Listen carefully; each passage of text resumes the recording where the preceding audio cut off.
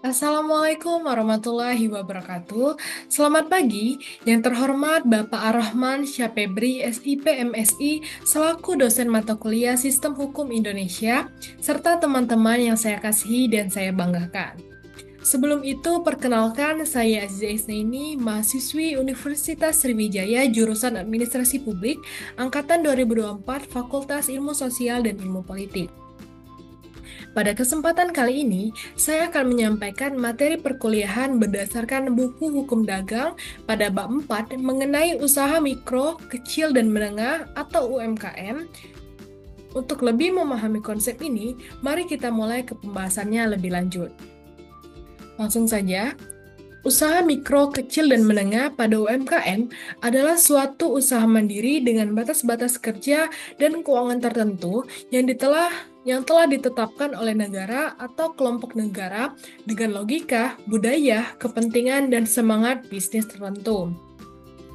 Menurut Liberto 2020, UMKM adalah perusahaan yang mempertahankan pendapatan, aset, dan beberapa tenaga kerja di bawah ambang-ambang batas tertentu yang telah ditetapkan oleh undang-undang di setiap negara atau kelompok negara.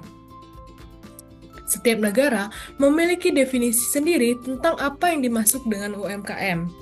Dan jenis perusahaan ini seringkali dianggap sebagai jantung dari ekonomi berkembang dan maju dari sebuah negara.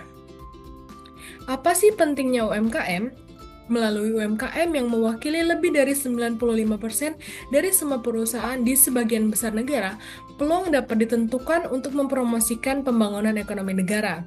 Jika UMKM memiliki unsur-unsur untuk mempertahankan diri dan tumbuh, mereka akan memberikan kontribusi yang signifikan terhadap perekonomian negara.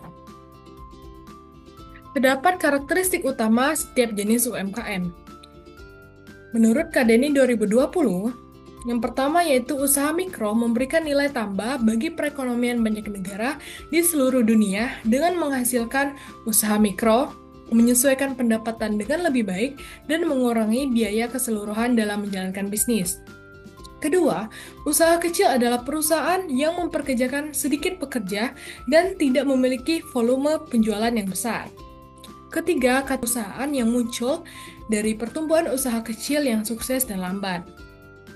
Karena ukuran UMKM yang terbatas, mereka kesulitan mengakses sumber daya keuangan dan manusia. Untuk itu, hambatan-hambatannya yaitu yang pertama yaitu kesenjangan digital, kedua akses ke sumber keuangan karena birokrasi sistem kredit dan ukuran perusahaan, yang ketiga informalitas, keempat terbatasnya modal untuk pembelian peralatan, dan kelima yaitu sistem penjaminan non-operasional. Apa sih yang menjadi penyebab utama kegagalan UMKM? Yang pertama yaitu kurangnya akses ke pasar keuangan, kedua terbatasnya akses ke pasar, ketiga kurangnya pekerja terampil atau akses yang buruk ke lembaga publik dan swasta untuk pengembangan keterampilan pekerja. Dan keempat yaitu pembatasan akses ke teknologi dan peralatan baru yang canggih. Dan lima, berkurangnya akses ke informasi penting untuk memiliki manajemen. Dan bagaimana sih UMKM di Uni Eropa?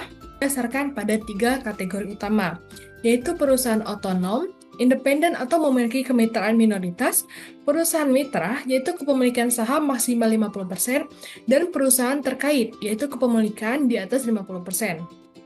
Uni Eropa mengklasifikasikan UMKM berdasarkan otonomi, kemitraan, dan kepemilikan mayoritas.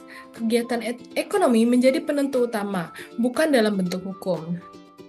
UKM di Uni Eropa kontribusinya mencakup 99% bisnis di Uni Eropa dan menyumbang 3,9 triliun dolar nilai tambah pada tahun 2015 dan memperkerjakan 66,4% tenaga kerja pada 2018.